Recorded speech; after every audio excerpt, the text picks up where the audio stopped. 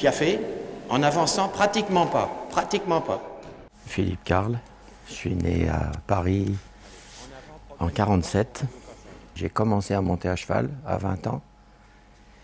Et l'année suivante, il était évident que je voulais en faire mon métier. Et donc j'ai arrêté médecine et commencé 3 années d'études supérieures en zootechnie, préparé l'instructorat. Voilà, c'est comme ça que je suis rentré dans ce métier. N'ayant aucune routine, aucune habitude, aucune tradition familiale, aucun préjugé, aucun a priori sur les questions équestres, d'une part, et d'autre part, ayant un peu l'habitude de l'approche scientifique des choses, j'ai tout de suite eu envie d'avoir des explications, de comprendre ce qu'on faisait, pourquoi, si c'était le mieux, s'il n'y avait pas une meilleure solution, etc.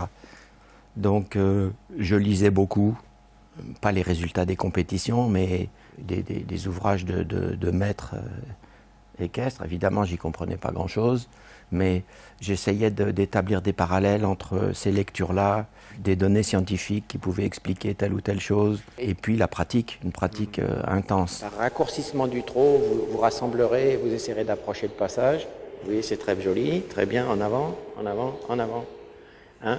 Vous laisserez vos jambes bien à leur place et vous interviendrez pour qu'ils ne se remontent pas trop haut. Ce que je voyais dans le domaine équestre et singulièrement professionnel me déplaisait de plus en plus parce que ces 30 dernières années, les choses se sont détériorées à vitesse grand V. Mais quand on regarde la pratique derrière tout ça, elle est devenue incroyablement permissive et il y a des choses effarantes. Il y a 30 ans, vous aurez disqualifié, mais en 5 minutes. Hein. Comme pour moi, il n'était pas du tout question d'aller dans ce sens-là, j'ai défendu mon point de vue. Hein. Il y a des moments de solitude dans ces cas-là. Et puis quand j'ai quitté Saumur en 1998, j'avais déjà des stages à l'étranger. Ils se sont multipliés. J'ai vu qu'il y avait une demande énorme qui a justifié assez rapidement de mettre en place une formation d'instructeur. Et c'est comme ça que j'ai créé des formations d'instructeurs de l'école de légèreté. Pourquoi école de légèreté ? Parce que c'est une école, c'est un endroit pour apprendre et devenir prof et enseigner ensuite. Et de légèreté, parce que la légèreté, c'est le concept équestre le plus représentatif, une fois qu'on a compris ce qu'il voulait dire en profondeur, c'est une autre histoire, mais c'est le concept équestre le plus représentatif de ce qu'on appelle l'école française, l'équitation à la française, quand on a bien compris ce que c'est aussi, ce qui n'est pas simple. Ça a l'air de rien, ça, mais c'est essayé, vous verrez. Votre cheval arrêté, prenez les rênes, et hop, il vient là-haut, il se met en main, il donne sa bouche, il ne bouge pas.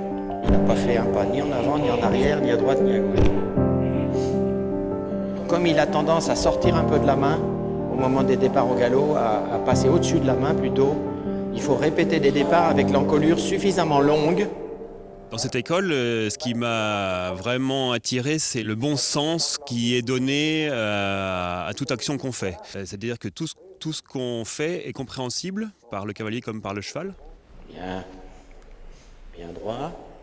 Et par ailleurs, l'autre chose qui vraiment moi m'a intéressé, c'est qu'on peut amener par ces méthodes tout type de chevaux, même les plus modestes, à un niveau très avancé.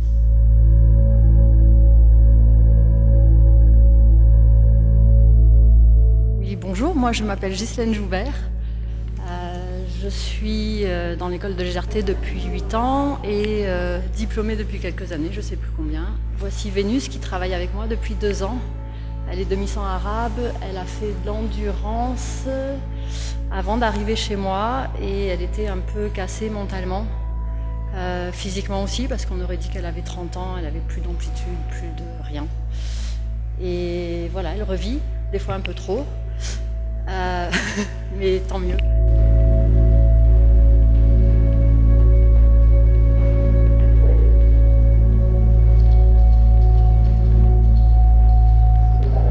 Venant du milieu de l'équitation éthologique et de la randonnée, j'ai vu tout de suite le lien depuis les choses simples vers la haute école dont je rêvais.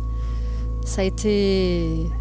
c'est une évidence, quoi. C'est tellement bien organisé, bien pensé par rapport à chaque type de cheval, au niveau morphologique, au niveau mental, psychologique, que ça devient simple.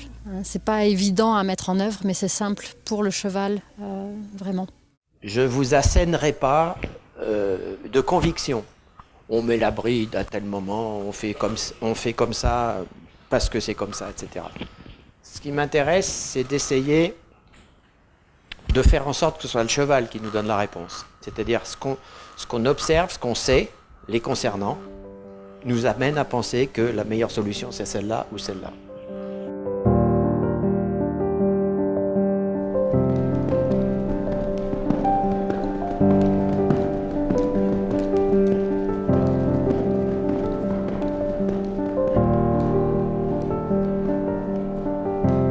On se retrouve 2 fois par an. Le but, c'est de les voir avec leurs chevaux, de voir s'ils ont progressé, de corriger les choses. On a des séances de pédagogie appliquées, là.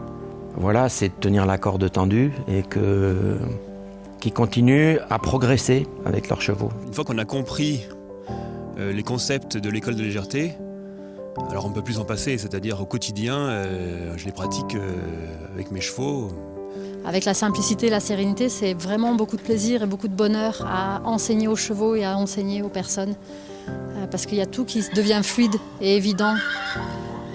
Il faut du travail, c'est certain, mais après, c'est du bonheur.